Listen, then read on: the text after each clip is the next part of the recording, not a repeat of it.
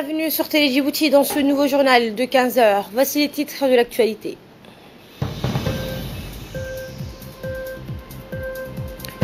Une réunion d'orientation du programme Djibouti 2035 s'est tenue hier à l'hôtel Kempinski.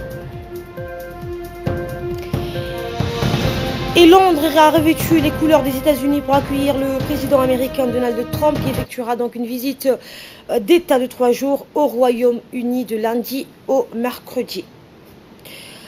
Bonjour et merci de nous accueillir chez vous. Une réunion d'orientation du programme Djibouti 2035 s'est tenue hier à l'hôtel Kempinski Palace. Une stratégie autour des 3 piliers, notamment la création d'emplois, le capital humain et enfin la modernisation des institutions publiques.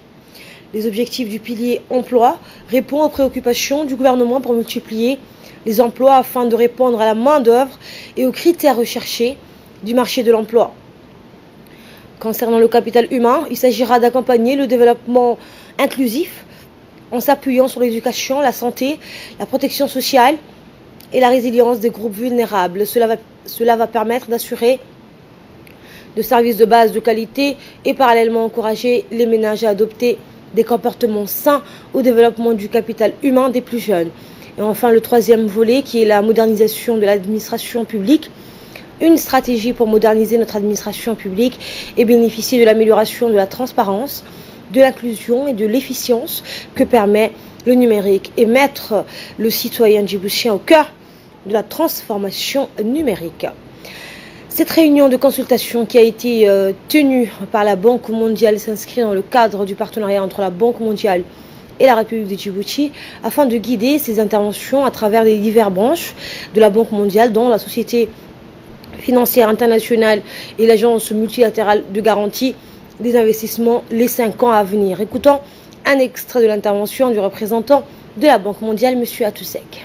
Nous nous retrouvions aujourd'hui pour discuter de quelque chose qui est très important pour la Banque mondiale, qui est la définition de l'engagement de la Banque mondiale au niveau de Djibouti pour les 5 prochaines années. Comme vous le savez, le cadre de partenariat que la Banque mondiale a avec chacun des pays où nous intervenons est le document qui définit ce que nous voulons faire ou ce que nous devons faire ou ce que nous allons faire pour les 5 prochaines années. Et c'est seulement sur cette base-là que les projets ou les interventions ou les études ou les conseils sont préparés. Donc, la préparation de ce document ne tombe pas du ciel. Ça, c'est basé sur la connaissance qu'on a du pays avec tous les projets, les interventions que nous avons, les études que nous menons, mais aussi le dialogue que nous avons tous les jours dans les différentes rencontres que nous avons avec vous dans le pays, mais aussi une étude spécifique qu'on appelle le diagnostic stratégique pays que nous menons. Donc, ce n'est pas une information, c'est une consultation vraiment au sens premier du terme, c'est échanger les idées que nous avons avec vous et si besoin est, faire les ajustements. Si c'est OK, vous nous dites c'est OK. Si vous pensez qu'il y a d'autres choses qu'on peut mieux faire, on va essayer de les prendre en compte et de rediscuter à l'interne. C'est un document qui sera finalisé au courant de l'été et réellement, on a juste fini le concept et on peut dire on est à 60-70%. Donc, c'est le moment de vous présenter ce que nous pensons et vous nous dites si ça vaut la peine, si ça ne vaut pas la peine et ce qui peut être fait ou ne pas être fait. Suivant cette fois le mot du ministre de l'économie et des finances, M. Elias Moussa Douali. Très sommairement que les priorités de la République de Djibouti, plus ou moins, restent les mêmes et vont s'articuler principalement autour des conclusions de la dernière retraite présidentielle. Je ne vais pas non plus damer, je ne vais pas non plus forcer, mais on aura l'occasion également de mieux élaborer au niveau sectoriel quelles sont les différentes interventions que ces départements sectoriels considéreront comme beaucoup plus prioritaires que des questions qu'on aurait évoquées lors du Conseil de la retraite présidentielle.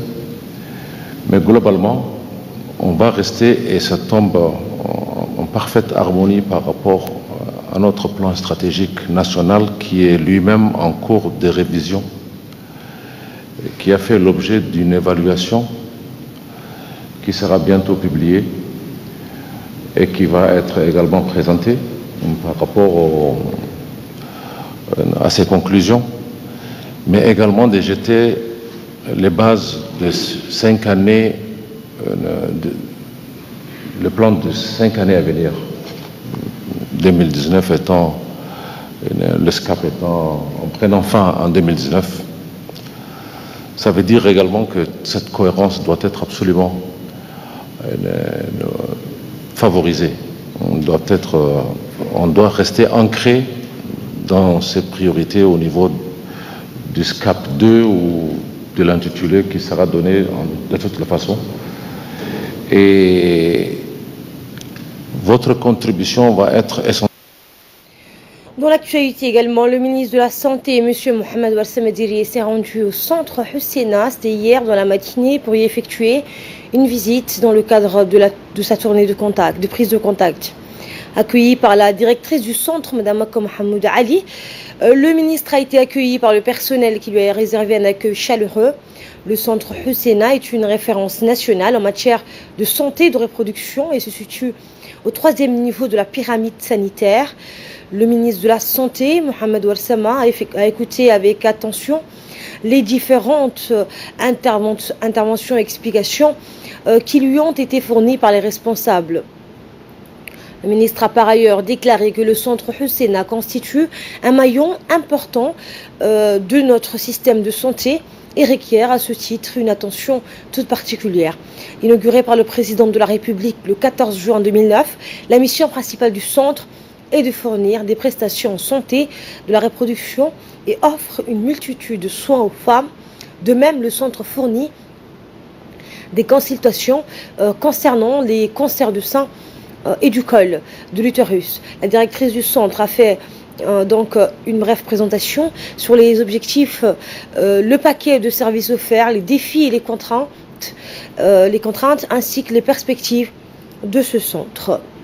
Le ministre de la Santé, Mohamed Warsamadiri, accompagné par la secrétaire générale par intérim, s'est également déplacé à l'hôpital Cheikho de Balbala, toujours dans le cadre de sa tournée de premier constat. Le ministre a été accueilli à son arrivée par le directeur général de l'hôpital, Moussa Ibrahim Sougé. Le personnel de l'hôpital a formé donc une aide d'honneur au nouveau ministre qui a été reçu dans une atmosphère enthousiaste et conviviale. D'une capacité litière de 180 et 573 personnels médicaux et administratifs, le ministre a donc visité les principaux services, vous le voyez à l'image, qui composent ce deuxième grand hôpital du pays, en commençant par les services des urgences et ceux des consultations externes qui englobent toutes les spécialités médicales. En plus de la radiologie et du laboratoire, le ministre de la Santé a passé en revue le service de la pédiatrie, l'unité de néonatologie, les services d'hospitalisation, de chirurgie et de médecine, les blocs opératoires, le service de réanimation ou encore l'unité appareillage pour les handicapés. Lors de sa visite guidée des différents services qui composent cette structure, le nouveau ministre de la Santé n'a pas manqué de se renseigner auprès des prestataires de services sur le déroulement des activités, des problèmes que ces derniers rencontrent. Au terme de sa visite, le ministre a exhorté le personnel à préserver dans le renforcement de la qualité de l'accueil et des prestations offertes à la population du Boucher, notamment celle de la commune de Balbala.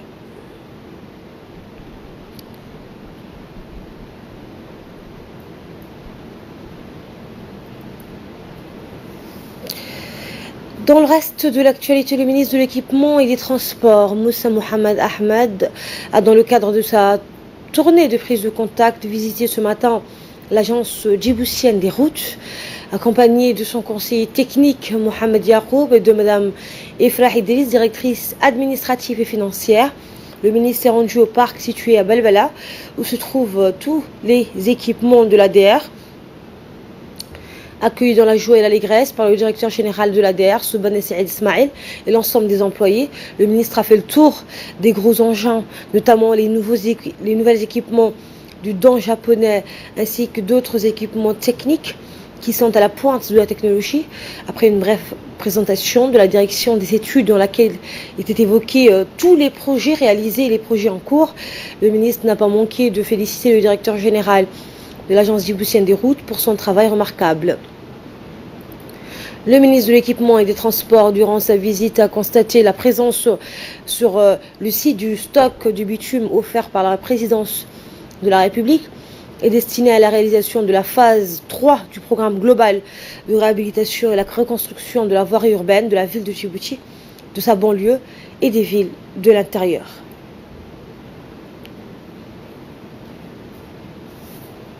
L'actualité, c'est aussi le ministère des Affaires sociales et des solidarités représenté par la secrétaire générale en compagnie de la représentante du PAM qui a effectué donc une visite dans les guichets sociaux de proximité. Cette visite s'inscrit dans le cadre du programme de transfert monétaire urbain lancé en mars dernier. Les bénéficiaires de ce programme sont au nombre de 4000 ménages vivant dans une situation de précarité et de pauvreté extrême. Ce programme s'inscrit dans le cadre du programme national de solidarité famille, financé en grande partie par le gouvernement djiboutien et accompagné par les partenaires internationaux tels que le Fonds fiduciaire de l'Union européenne dans le cadre du projet Solutions sociales pérennes pour la population vulnérable. Ce programme s'inscrit dans le cadre du programme national de la ce programme prévoit des transferts monétaires pour les ménages pauvres et vulnérables identifiés et ciblés à travers le registre social. Ce transfert est effectué au moyen de transferts électroniques, une carte électronique permettant aux personnes ciblées d'acheter des produits alimentaires disponibles auprès des commerçants de la place à hauteur de 8 000 francs par mois sur une période de 3 ans.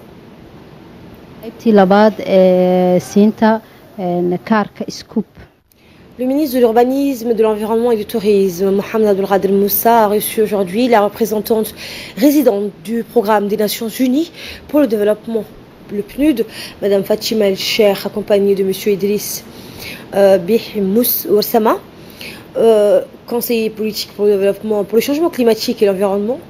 Le ministre et la représentante résidente du programme des Nations Unies pour le développement ont revu ensemble les différents projets que le ministère de l'Environnement est en train de mettre en œuvre avec l'appui et le soutien financier et technique du PNUD. À l'occasion de cette rencontre, Mme Fatouma El Cheikh s'est félicitée de l'excellente relation de travail que son institution entretient avec le ministère de l'Urbanisme, de l'Environnement et du Tourisme et s'est engagée à consolider cette relation. Pour sa part, le ministre a mis en exergue les longues années de partenariat entre le programme des Nations Unies et son département en charge de l'environnement.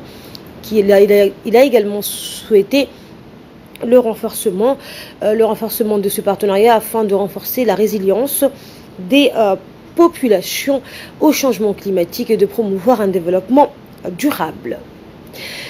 Tout autre chose, le directeur général de la police nationale, le colonel Abdillahi Abdi Farah, a organisé hier un iftar collectif en l'honneur du ministre de l'Intérieur, Moumin Ahmed Cheikh, à l'Académie de police Idriss Farah Abane. Ont participé donc à cet iftar le chef d'état-major général des armées, le général de corps d'armée Zakaria Cheikh Ibrahim, le commandant de la garde républicaine, le colonel Mohamed Jama, le commandant de la garde-côte, le colonel Waïs Omar Boghare, la chef de mission de l'OIM à Djibouti, la ligne Verasami, ainsi que plusieurs officiers de la police nationale. À son arrivée à l'académie d'Idriss Farah Abane, vous le voyez à l'image, le ministre de l'Intérieur a été accueilli par le directeur général de la police nationale, le colonel Abdillahi Abdi. Ensuite, le ministre a passé en revue le piquet d'honneur dressé en son honneur en compagnie du colonel de la police. Après la revue, le ministre s'est dirigé vers la tente où les invités donc de marque les attendaient afin de rompre le jeûne, qui est un moment privilégié pour tous les musulmans. على الحبيب محمد وطلع لمن مر كرما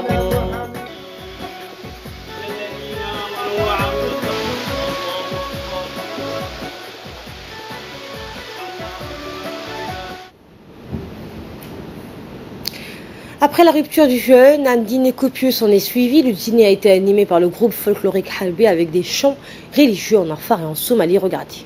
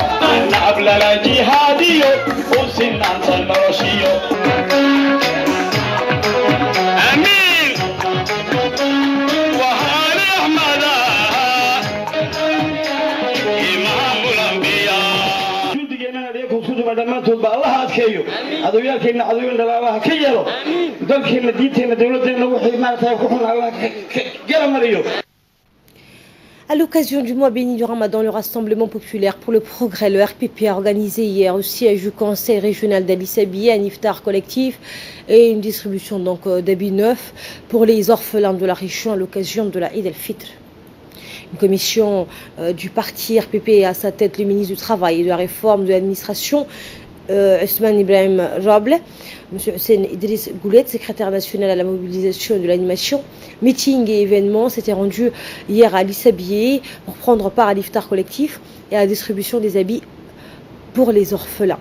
Les dirigeants du parti ont tour à tour exprimé donc leur pleine satisfaction quant à la participation citoyenne à la vie du parti en promettant de redoubler d'efforts pour apporter un appui financier et matériel aux différentes annexes du RPP.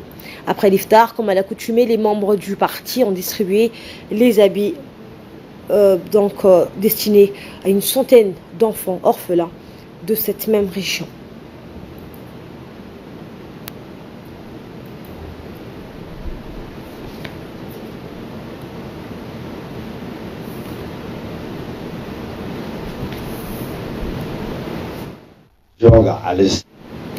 Dessiner un sourire sur les visages des orphelins, offrir des habits, ce geste noble et gratifiant initié par le parti RPP a eu lieu hier également dans la région de Bog.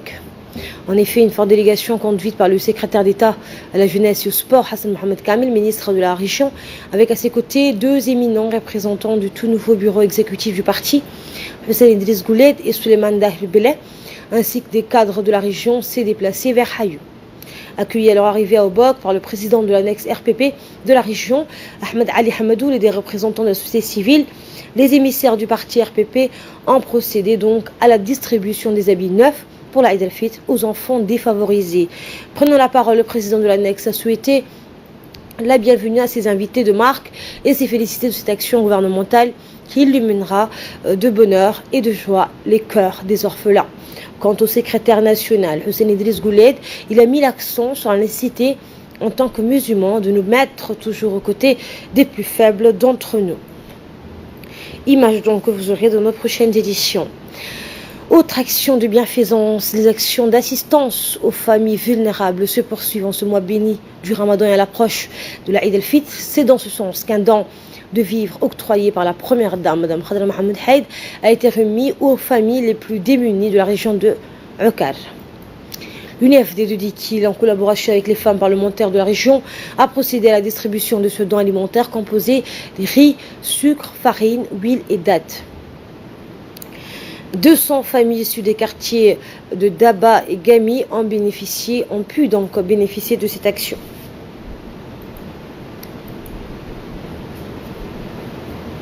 Nous restons toujours à Dikil où l'association AZ a organisé dans l'après-midi d'hier une cérémonie d'iftar collectif suivie de distribution des 184 habits neufs donc offerte par le directeur de la NPH, l'Agence nationale des personnes handicapées, M. Ali Saïd Mahmoud, au profit des personnes malades mentaux de la région de Dikil et à l'occasion de la Eid al-Fitr. Cette cérémonie s'est déroulée au siège central de l'association en présence du préfet adjoint, M. Fouad Aboubakar, le vice-président du conseil régional Ebo Mohamed Ebo, les élus locaux, les notables, les représentants de la société civile et des associations ainsi que les membres actifs de l'association organisatrice AZ.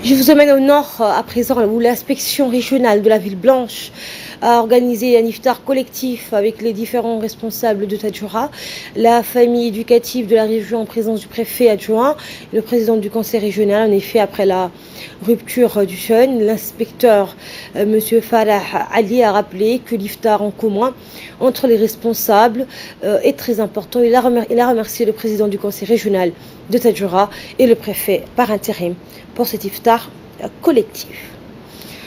Le département en charge de la jeunesse et des sports a organisé dans la journée d'hier au stade Gouled une cérémonie de distribution de matériel de récompense pour les associations sportives des différents quartiers de la capitale qui ont organisé un tournoi de Ramadan. Plusieurs disciplines étaient au menu de ce tournoi comme le football, le handball, le basket et le volleyball et la pétanque. 55 associations ont pris part à cette cérémonie et ont reçu du département des sports un lot de trophées, de coupes, de médailles, de ballons pour la clôture du tournoi. Et dans l'actualité hors de nos frontières, à présent, Trump en visite d'État au Royaume-Uni, manifestation vue à Londres. La capitale donc du Royaume-Uni a revêtu des couleurs des États-Unis pour accueillir le président américain Donald Trump qui effectuera une visite d'État de 3 jours au Royaume-Uni. Donc jusqu'au mercredi, une visite placée sous haute surveillance qui n'est pas la première du président américain. On se souvient de sa dernière rencontre avec la reine d'Angleterre, Elisabeth II, l'année dernière. Donald Trump était apparu peu à l'aise avec le protocole royal. Il avait commis l'erreur donc de tourner le dos à la reine alors qu'il inspectait la garde au château de Windsor. Donald Trump doit participer à un banquet d'État présidé par la reine ce soir. Et à Berlin, la grande coalition est en sursis.